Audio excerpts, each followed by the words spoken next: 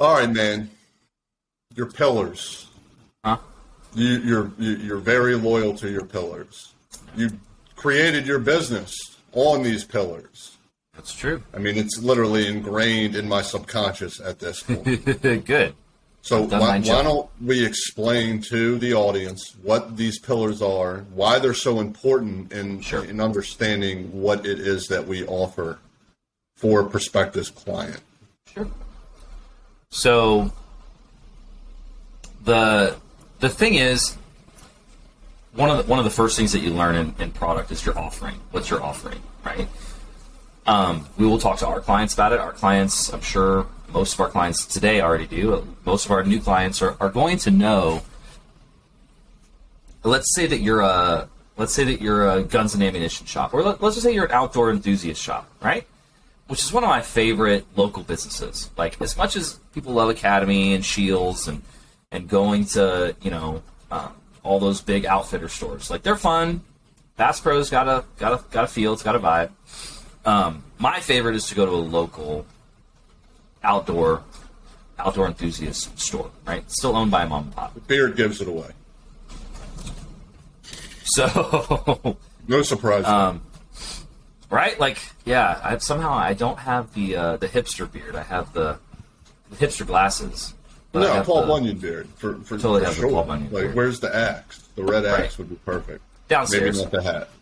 Yeah, it's downstairs. So, so the thing is, right? If you're a sports and ammunition or an outdoor enthusiast, you got to think about it, right? Academy is very much like it's sports and outdoors, but then Bass Pro is like hunting, fishing, camping, and athletics, but not so much athletics, right? It's very much more.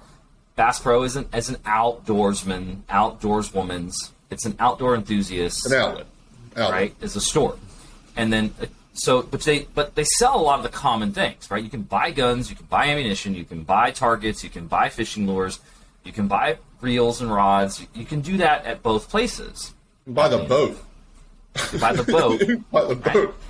You can buy the camper. Right? So you've got all that available.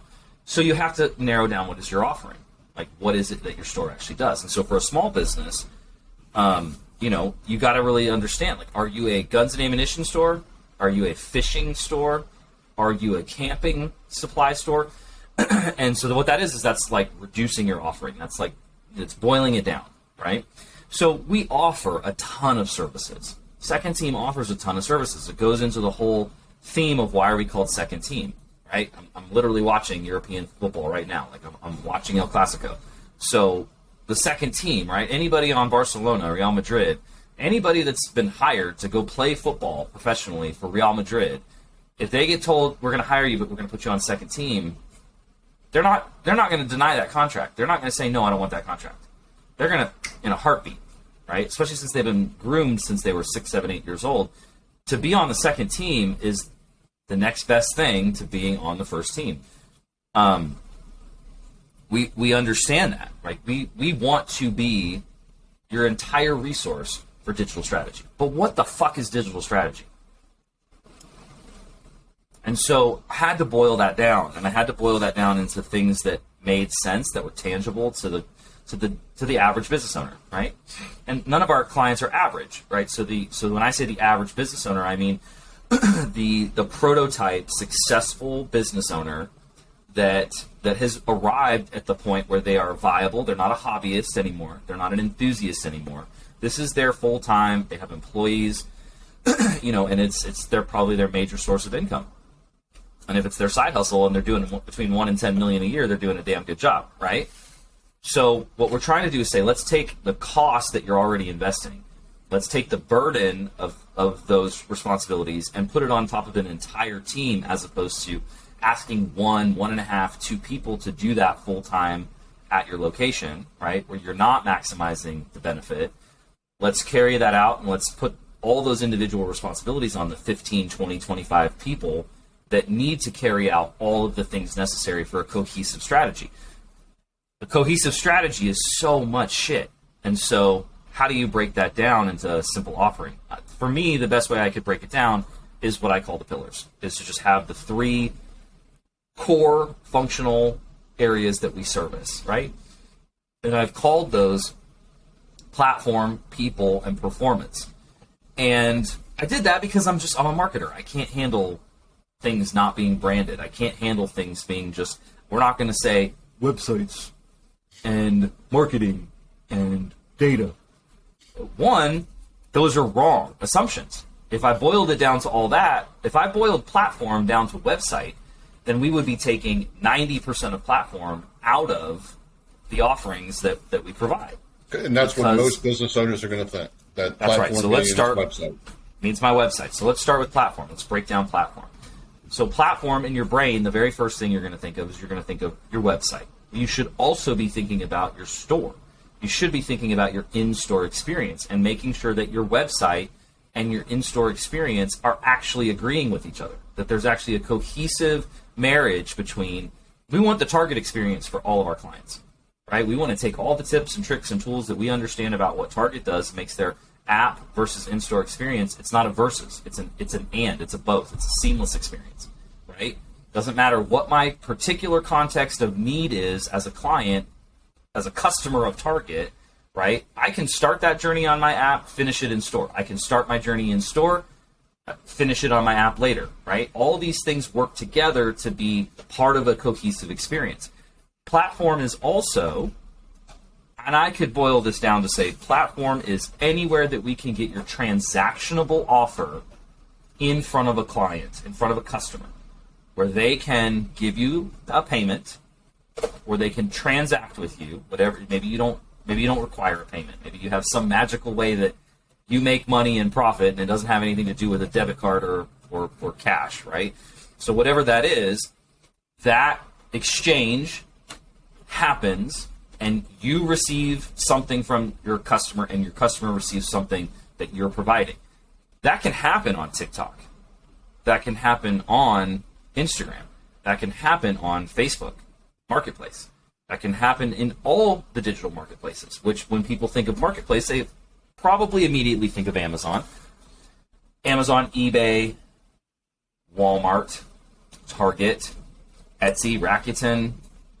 There are, with or without software integrations, there's the ability to put your catalog on hundreds of other marketplaces where you're now leveraging their marketing dollars to get eyeballs and traffic on your product, right, that you now don't have to pay for.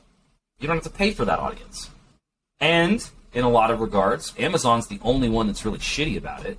In a lot of regards, you're going to get that customer information. You're going to get that customer data capture when they transact with you, right? Even though they bought it on Walmart, even though they bought it on Shields.com, right? People don't ever think about having an app. Lots of retail clients, lots of our clients don't think about having an app as an opportunity. And the reason is because they'll just come up with the one-to-one, well, if you can go to my website, why do I need to spend the money to build an app?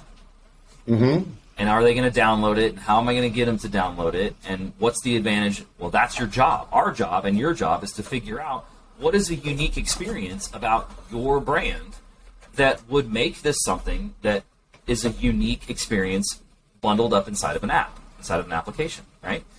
And an application could be something that's as simple as it's usable on your smartwatch. It's usable on your device. Or you can get something better than an SMS. You can get push notifications to let clients know and understand things that are happening inside of your store, inside of your brand, right? So there's all these different things in the legs. I think you like to call it the octopus, right? There's an octopus effect in platform. And when platform and marketing are looked at as, well, I'm using marketing just to get people to my website, you're already missing the whole point. Marketing and platform should go hand in hand. These things should be an intersection, right? They should come together. So let's talk about why don't we call people marketing? Why do we call it people? Well, because marketing is a part of that. Advertising is a part of that. Marketing and advertising are not the same thing. Copywriting is not the same thing as advertising. graphic design is not the same thing as marketing, right? Social media is a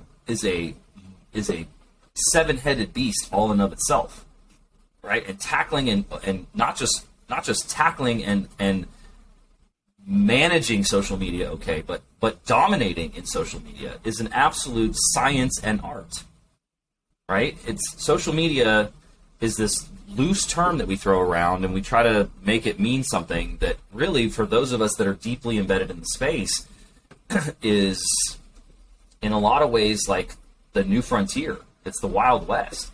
There's so much sophistication that is required in order to maximize your spend. I mean, I have personally, and I've seen lots of my friends and lots of business owners and clients throw money away, thinking, "Oh, it's so tempting to just boost this post. I really love this post I made. It's such a good post." And my current users, my current audience, they love this post. Well, your current audience is like your college friends, your ex-girlfriends, and your fucking mom. Like, of course teachers, right? Colleagues, people in your community, colleagues, right? Of course, that's the whole point. Like, of course, you did something. Woo! You get your gold star and validation from your friends. And once you hit boost, now you're throwing that out there into the rest of the world who doesn't give a shit about you. And you didn't hyper-personalize or hyper-target your post and the campaign that you're actually throwing dollars at, and you just throw money away. Maybe you get a couple more followers, you get a couple more likes, you get whatever. Like, how much money did you make? You didn't. You threw money away, right? Because there's a sophistication that goes into hyper-personalization. We just talked about personalization. There's this whole unique sophistication and multiple layers, and then that opens up the door to the third pillar. The third pillar, we don't just call it analytics, and we don't just call it data, because you're going to miss so many things if you just call it one thing. So we call it performance, because performance that's exactly what we're looking for. Is we're trying to understand the science. We're trying to be scientific about the data that we are pulling in. Now, out of the box, your website is going to have a metrics dashboard. Out of the box, Google is going to have tools that you can use to be able to look at and evaluate your data, right? Google Analytics is an obvious one. It's one that everybody knows. There's like 7 or other tools that people don't know about, like Google Console and understanding, your speed performance and your page indexing performance. Those are other tools and utilities that Google has. We don't service that out of the box, right? So just because Meta has a dashboard of analytics and we are a delegate on your social media accounts and we're managing Meta, doesn't mean that if you aren't contracting us for the performance pillar, we're not doing anything actionable with the data.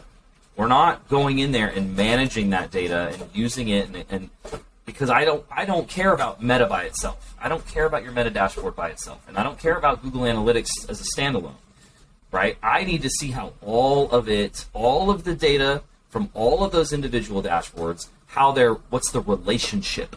That's where you get into data science. That's where you get into big data. That's where you get into business visualization. Can you stop chewing on a bucket?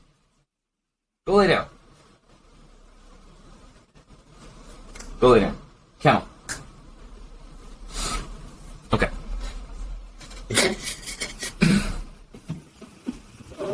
I mean, I have a big dumb golden doodle. I got a big dumb golden doodle. All I hear in the background is I hear this in the background. I'm trying not to laugh, but I mean, what can you do? Back in my mind thinking about, like, we don't edit very much, but is there any way that you can get that annoying sound out of the background? We're not editing this out. I was watching Laura Ingraham last night, and she had a guest on, and it sounded like a robot when they brought him on because they were having some audio issues. And I was like, God, whatever you do, just get this guy off of the screen. Off of there. Like, I can't hear. So that's where bloopers come in. That's where bloopers come in. Yeah, I know, right? And the outtakes, right? The Adam a fool. Adam acting a fool. Acting a fool. Adam acting a fool. Second team a fool. Yeah. Hey, pull your screen like forward some so that your camera. What you always want to do is, yeah, that's perfect. You always want to just have a little gap between the top of the screen and the top of your head. Sounds good, Adam. I'll make sure to do that. Yeah. Let me know when you're done your cigarette. I've been doing good. I don't smoke. I haven't smoked in a long time. Long time. How many days? It's been months. I thought you had one 2 days ago. No. You texted me and said, I'm finished. I'm going to cigarette. I have finishing a cigarette. No. Got the wrong guy. I'm going to screenshot. Now, once I got my new insurance plan, and they told me that it was going to be more money. Yeah, if you're smoking. Yeah, they told me my insurance plan would be like double. I was like, you know what? Forget this. Yeah, it ain't worth it. I'm so close to being done. I couldn't do it anymore. Plus, I'm getting on this new health kick, working out. 4 Yeah, days when a I was week. working out, I couldn't smoke. When's the last time you worked out? 8 months ago? 10 months ago? Oh, my God. Yeah. Well, I can't say anything because it was literally a decade before I started working out about 2 weeks ago. But I got to admit, I'm a big I still got the I'm a guns. big fan of my body, man. My body does me some favors sometimes. It's been good to I'm you. going to get in It's been good to shape us. fast. I've always been able to do that. Always been able to get in good shape very fast. Like my first mile, February 17th, I started working out. My first mile was 18 minutes and 30 seconds. It's pretty good. No, that's atrocious. That's atrocious. You can almost walk a mile in like 25 minutes. I was going to say, it'd probably take me about 25 minutes to walk one. Probably. I did a mile today. I did 9:34. So There I you took off go. almost, You're going to try to get down to 6? They say elite runners run in the 4 to 6 minute range. Oh, okay. So 7 to 9 is great. 7 to 9, I can live. I can live with. All right. But the 18, I can't live with. That's I'm going to get a bike. I'm getting a bike tomorrow because that kind of is like my full body workout. It gets my. It's easy to say. It's not as easy to do. Oh man! Once I have a bike, I'm on a bike every day. All right, so let's do a role play. Let's do a role play. Yeah. Let's do a role play. I got to finish Adam, data. I got to finish data. We're gonna have to do that again. We'll be able to edit it. Because what we'll do is while I was talking and doing well, right? I don't know when that was, but okay. Because I got mixed up with people. You went from platform to people. I got people done. Fast. I did people. That's the whole point. I wanted to try to just like slide it all into so you can It's see hard to it all. do, Adam. Nobody's gonna get on you if we need to do that one a couple of times. That one, you know, of all the videos that we do, if there's one thing that needs to be edited, it probably is our offering. And there's nobody in the world would criticize you for that. No, not at all. Grant Cardone gives his offering 1 million times a day. Yeah. And it's all scripted. Well, actually, a lot of it now isn't scripted because he just No, I'm on the same page with you. Like I'm down to just be like, yeah, we're gonna try that one again. But let's role play. Role playing was literally one of my favorite things to do. Okay. I don't know if I'm as good at it now as I was back when we were in automotive because I don't do as much role playing now as I once did. Yeah. But we can certainly try. All right. Let's do it. The fantasy part of my mind doesn't work as well as it once did, but we can try anyway. The make believe world, it kind of cancels out. You know, we're still recording, so let's do it. Certain age. So Adam, I saw your video on YouTube. So I've been looking for. Actually, I was looking for an individual employee that I thought could run my digital strategy. I know that you've discussed it in your videos. That's sort of a blanket term, and you were able to connect with me a little bit on how there's so much more that goes into it. That maybe one person isn't the right fit for my company. Yeah. I did about $7 million in revenue. I do have good profit. I make a good amount of money off of that $7 million. I think that I could cut my expenses a little bit because I force-fed marketing last year. I really did. I think I got a little bit overly aggressive with my social media marketing. It didn't give me the same kind of returns that I had initially when I had that kind of viral moment when I first came out with my baby blanket product. Yeah. It's revolutionary. Yeah. It really is. Yeah, you hit that plateau. I gotta talk to you about it. But regardless, you got me thinking. Why not an agency? And unfortunately, there are a lot of negative. There's a lot of negative connotation when it comes to agency. Kind of crookish. You guys. I haven't heard a lot of great responses from the agencies that I've worked with. So what makes you different? Why should I even bother considering going with you when there's ample competition out there? Maybe not with your experience, but there is ample competition out there. Why should I choose Second Team? Yeah. With my baby blanket, my baby blanket business. Why would I choose your company? Yeah. So the one thing, and I think that you kind of said it right. So you're not a marketing master, and you're not a social media master. You did some really high success early on, which we absolutely call that sort of organic growth, right? It's just the natural low-hanging fruit that's out there that's going to resonate with your offering, resonate with your brand, and that's going to happen. One of the biggest temptations is to, you think you've got a warehouse manager, that makes sense, right? You've got probably an orderer, someone that is managing and handling your turn rate on when you need to be ordering products and get it into the warehouse, and you're working with your warehouse manager. Mm-hmm. You probably have a sales manager. I wouldn't be able to get to that point without it. Yeah. Right? Mm-hmm. So it becomes a natural evolution of thinking of, okay, well, so now I need to go and enter this marketing arena, and I need to go enter. I know parts of that are going to be digital, and some of it has to do with my website. And so you make the assumptions, well, let me just go ahead. Like I have these other on-site full-time employees. Let me come up with a budget. Let me come up with a price. Let me come up with a nice offer that's going to appeal to someone locally. But, one of the things is you don't live in the major metro, right? You're outside of the major metro. You're in a suburb. And even if, your metro may not be a major metro, right? Your metro, if you're wanting to do some comparisons, your metro of your city may have a population of less than 300,000. And about an hour and a half, no, not at all. Hour and a half, 2 hours away from you is probably a major metro that's, more than 1.5 million, hopefully much higher than that. And so now you have to sort of get that mentality of, do I have access to a marketing candidate, to a digital marketing candidate, to someone who also understands e-commerce? And if you go out and do a couple simple searches, you're going to see that like e-commerce directors who are managing at minimum one website platform plus all the other areas where your product and service can be transacted on by your customer, right?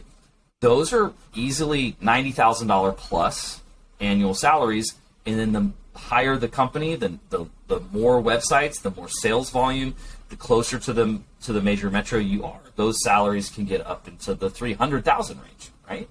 And those people are not actually skilled marketers. They have marketing prowess, they have marketing experience that makes them excellent at being an e-commerce director. But an e-commerce director by default is not necessarily someone who is a marketing expert, right? How can I tell the difference? Okay, well, so then let's even talk about that. So let's talk about, okay, let me just get a marketing manager. Now you're probably talking at the worst case scenario, the bottom of that salary range, that compensation range, you might be able to get someone that's got 3 to 5 years of experience, proven, measurable, tangible, right? With references, with a good education. Talk to a couple of them. Right? That's going to be 65, 70,000 base. And guess what? Guess what? They know about e-commerce websites, platforms. They understand marketplaces and affiliates. They understand it, but they don't probably carry a hefty amount of experience with actually managing platform, especially if you need to scale that platform, if you need to do multiple third-party integrations like a shipping tool or a supply chain tool or an order fulfillment tool, payment processing gateways, tax reporting. They probably understand that has elements to it, but they probably are not an e-commerce director. There's not a translation. They couldn't just go and become an e-commerce director. And now we haven't even talked about analytics. We haven't even talked about the data side of things going on. So what you end up finding, which you've had some experience with this before, is that is not, you've got to hire both, and then they probably are going to be overworked, and you're going to be stretching out that budget way beyond what you wanted to spend, because really ultimately what you need is like 12, 15 people, limited amounts of time here and there to kind of get the whole cohesive thing going, right? You don't need someone sitting in your office 40 hours a week. Well, the problem that I have is I'm willing to invest. This is definitely my long-term goal. I want to be strictly in the baby blanket business, but I don't want to spend all of the money on personnel and then not have any money left over in my marketing budget to improve the infrastructure of my digital strategy. I want to pick up the pace of my website. I think it could be a little bit faster. I want to be able to develop more video content. I want to be really focused on reputation management. I want to improve my CRM, and I want to do some things that are going to require resources full-time attention and resources, and expense. So I don't want to spend it all on the people and then not give them anything left over to work on the product. So that's why I'm interested in the agency aspect, because given the cost benefit that you discussed, I think that this is the best marriage for me to get both. It is, and I'll tell you why. So what we did specifically is we looked at the gap in access to these types of resource talent, right? And outside of a company that's making $35, $40 million a year, your budget restrains you, constrains you, limits you, right? Taxes you when you look at trying to have a single or 2 or 2.5 resources in-house permanently trying to cover all of the ground that is required for all of digital strategy. And so what we did was we created an agency that is specific to businesses that are doing between 1 and 10 million a year. The reason is because with our experience and with our talent set, we can put that in a price range that keeps you spending no more than 10% of your total revenue on all digital growth, right? Which a lot of agencies will tell you a fair marketing budget should be 30%. If you want growth, if you're growth minded, in terms of your growth strategy, you're looking to be aggressive, like 30%, 35%, 40% of your profits, right, should be spent on marketing. We look at that fundamentally differently, and we say you shouldn't be taxing yourself to grow. You should be lightning focused, and you should be using a lot of data and a lot of data science to be able to understand the exact areas of opportunity and how to go after, closing the gaps between them. And so what we've done is we've created a price point. We've created an agency that is affordable, but still has that Fortune 500 e-commerce talent and strategic approach to things that is what gives those big mega companies such an advantage, right? So if you're doing 10, 12 million a year, we're not even going to be 1% of your total revenue. If you're doing $1 million, $2 million a year, we're not going to be more than 10, 12% of your total, right? So you're going to still feel that investment, which gets you committed, which gets you emotionally invested and physically invested in the initiative, right? Which is a long-term initiative. You're going to see lots of moments and phases of incremental growth as you start getting into that viability, that traction, where you're moving into a trajectory where you understand, I know where I'm headed. I'm going to hit 30 million inside of 2-3 years. And so what I think is the biggest problem here is, just like most small businesses are trying to concentrate their offering. I think we talked about earlier, if you're an outdoor enthusiast, your baby blankets, right? If you're baby blankets and you're only baby blankets, then you need to make it very clear to your audience that you sell the best baby blankets for these specific use cases.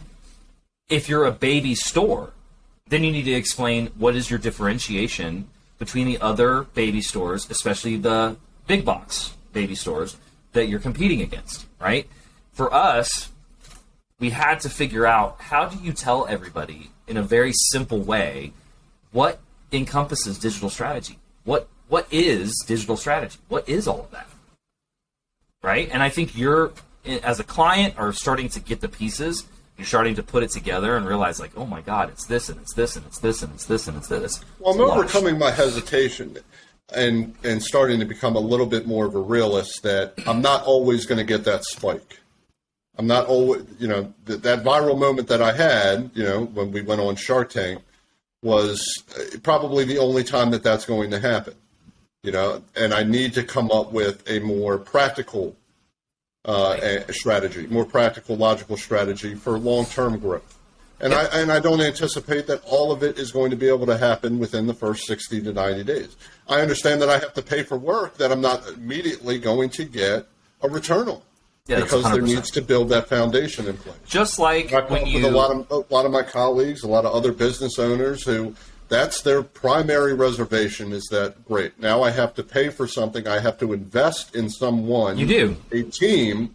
You do. And I don't know if it's going to pay off in the end. Right. And that's my biggest hesitation. And even if they've worked for a variety of different clients and have a little bit of a track record, who says that that's going to work for me? Or that I'm going to be able to get along with them on a daily basis? No one. Or that they're just not going to take my initial investment and say, you know what, this didn't work out, sorry. Go ahead and give us a bad review on Google. We'll just get 10 more, 20 more, 100 more because we use we use a review tool to make sure that we have all these fake reviews. So go ahead and give me a bad one. It doesn't matter. We have more money. So thanks for your $30,000, $40,000 investment, but just didn't work out for you. And actually, then I'm thinking, well, now I not only cost myself money, I cost myself time. You did. And I got to start all over again. I got to take what these people did, and I got to reverse it all. And then I got to put in another 30 or 40 grand. So my profits, my $200,000-$300,000 that I made off of my 6-7 million. Yeah, you just dipped into it real bad. Well, I 200, 300, the $2 million that I made off my 6-7 million.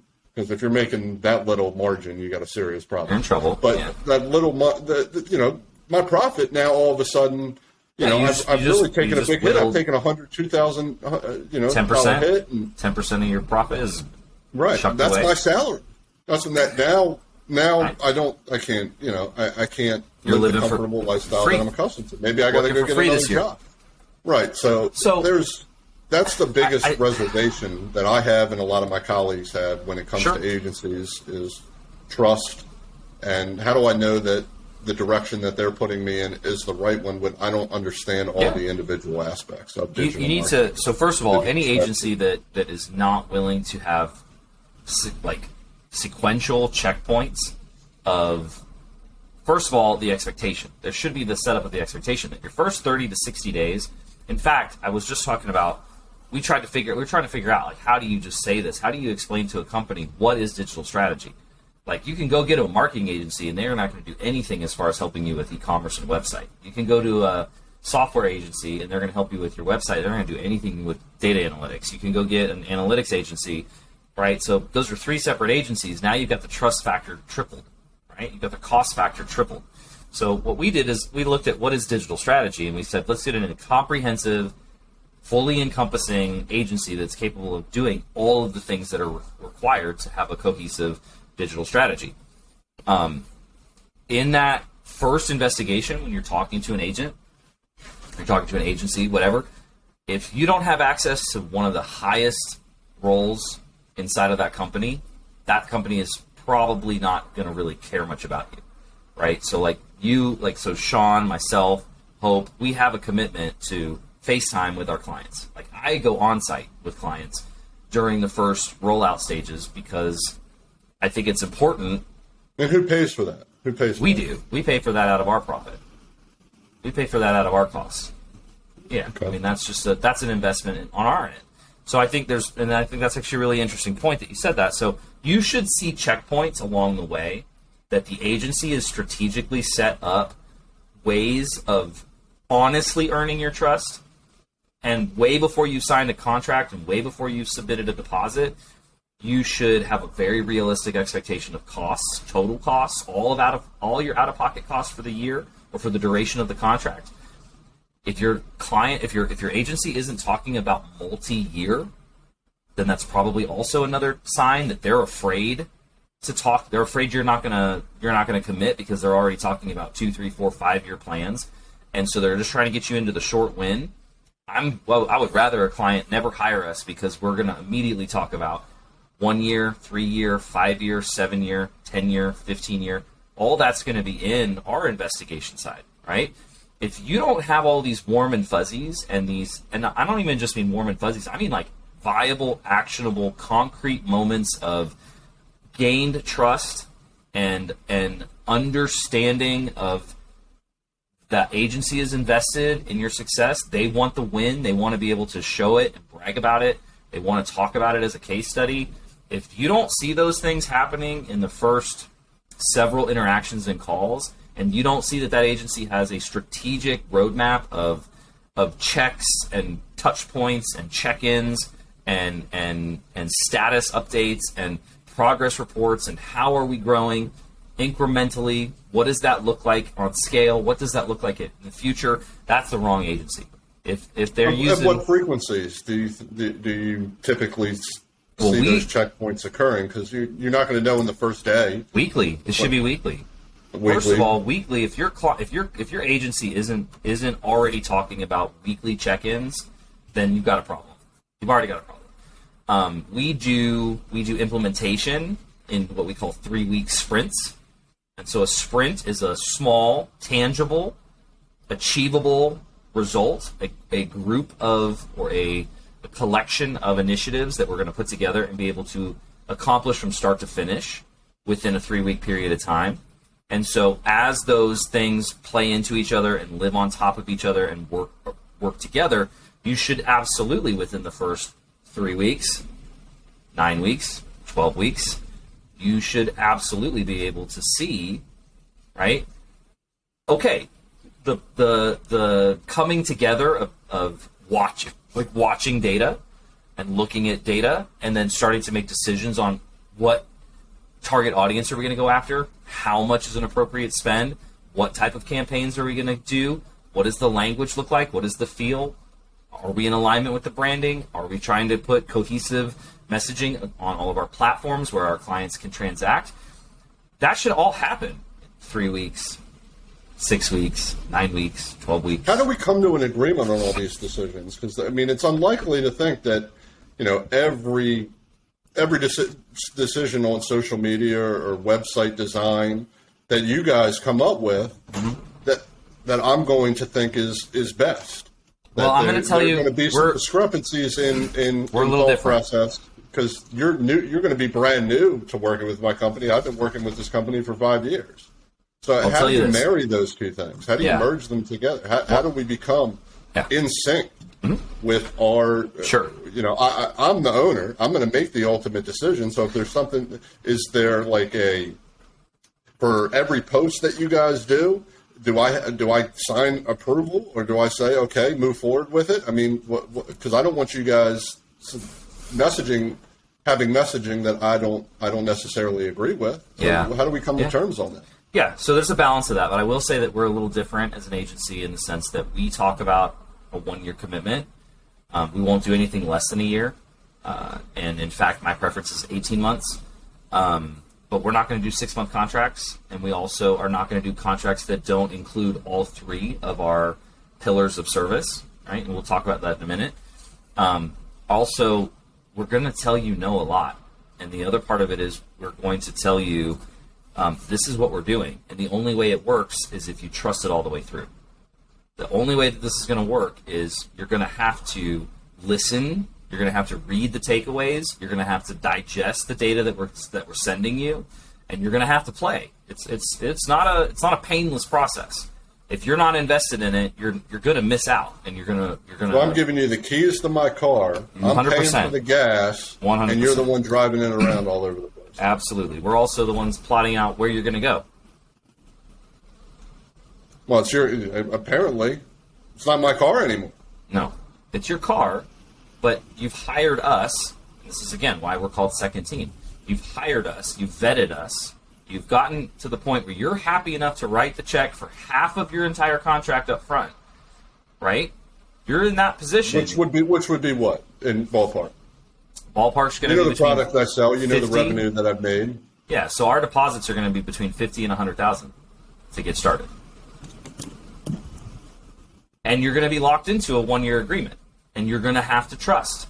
Now, I'm not saying we're not going to show you branding. You're going to agree on your branding before we do a brand refresh, right? You're going to agree on what the roadmap and the architecture and the layout of your website is going to be. But if you're wrong, we're going to tell you you're wrong, and we're going to actually veto you. If you come and tell me an opinion that is not based in logic, not based in data, not based in best practices, it's just your opinion, I'm going to tell you, I don't know what makes you decide what baby blankets to choose from and sell, but you've done that decision making well enough to be in the position you're at today. I'm not going to question you or ask you to change your catalog, but when you're asking me based on opinions to not move forward on a post or not move forward on a design change in the customer journey on your website platform, when you're wrong, I'm going to tell you that you're wrong.